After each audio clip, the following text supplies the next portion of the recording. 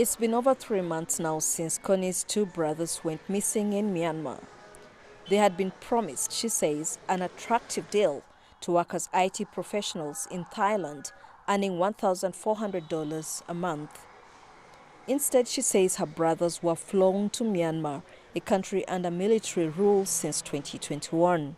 We thought it was worth it, and since the person that had come up with this deal, the one I would say probably was the agent, she was also going with them. So it was really very hard to doubt that it was going to go this way. Connie says her brothers have been forced into online scamming activities. The work hours are long, they are not paid, and those who refuse, she says, are tortured. What happened is when they striked as a whole, as all the Ugandans that are there, when they tried, they had to take them to the dark room where they spent 72 hours. And there they did not feed, they did not go out, they were beaten harshly. It was really very, very, very bad. The Ugandan government says dozens of its citizens are being held captive in camps owned by militia groups and forced to fight against the military junta. But they have not provided any evidence. Many of them, the government says, have been recruited by fictitious websites.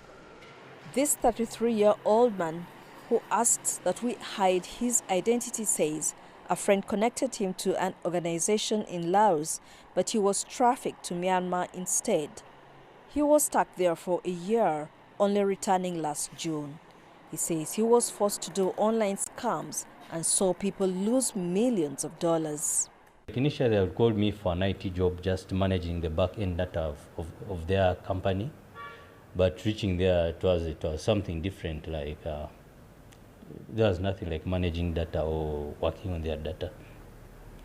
It was basically scamming. He managed to find his way out of Myanmar after contacting various organizations for help. Eventually, he says, the International Organization for Migration paid for his ticket home after negotiating his way out. He also tells me people of all different nationalities are stranded in Myanmar and want to return home. He says several people he was with disappeared under unclear circumstances and he's not sure of their safety. Some organizations I was talking to in Myanmar, they can help, but to some extent, in that due to security reasons there, they also fear. They will tell you, no, we cannot go to that place. The Ugandan government says it's doing all it can to get its citizens stuck in Myanmar back home safely, but negotiations have been slow.